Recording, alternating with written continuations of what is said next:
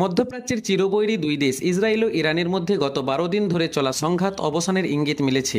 এই সংক্রান্ত ট্রাম্পের ঘোষণার পর তা মেনে নিয়েছে ইরান ও ইসরায়েল।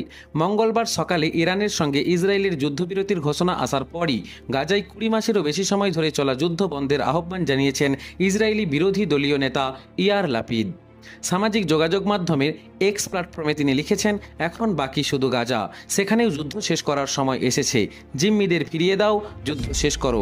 এদিকে ফিলিস্তিনের অবরুদ্ধ গাজা উপত্যকায় অব্যাহতভাবে হামলা ও নির্বিচারে গুলিতে ফিলিস্তিনিদের হত্যা করে যাচ্ছে দখলদার ইসরায়েলি সেনাবাহিনী। বর্বর বাহিনীর হামলায় ও গুলিতে গত 24 ঘন্টায় কমপক্ষে 43 জন নিহত হয়েছেন। সোমবার নিহতদের মধ্যে 20 জন ত্রাণপ্রার্থীও রয়েছেন, যারা যুক্তরাষ্ট্র ও ইসরায়েলি সমর্থিত বিতর্কিত গাজা হিউম্যানিটেরিয়ান ফাউন্ডেশন পরিচালিত বিতরণ কেন্দ্রগুলোতে ত্রাণ নিতে গিয়েছিলেন। ফিলিস্তিনি মেডিকেল সূত্রের বরাতে এক প্রতিবেদনে এ তথ্য জানিয়েছে কাতার ভিত্তিক সংবাদ মাধ্যম আল জাজিরা।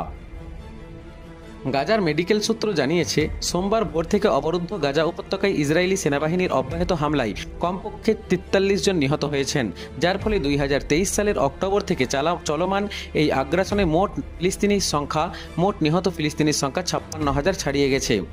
সোমবার নিহত 43 জনের মধ্যে কমপক্ষে 20 জন ত্রাণপ্রার্থীও রয়েছেন, যারা যুক্তরাষ্ট্র ও ইসরায়েলি সমর্থিত বিতর্কিত সংস্থা HGHF পরিচালিত বিতরণ কেন্দ্রগুলোতে ত্রাণ নিতে গিয়েছিলেন।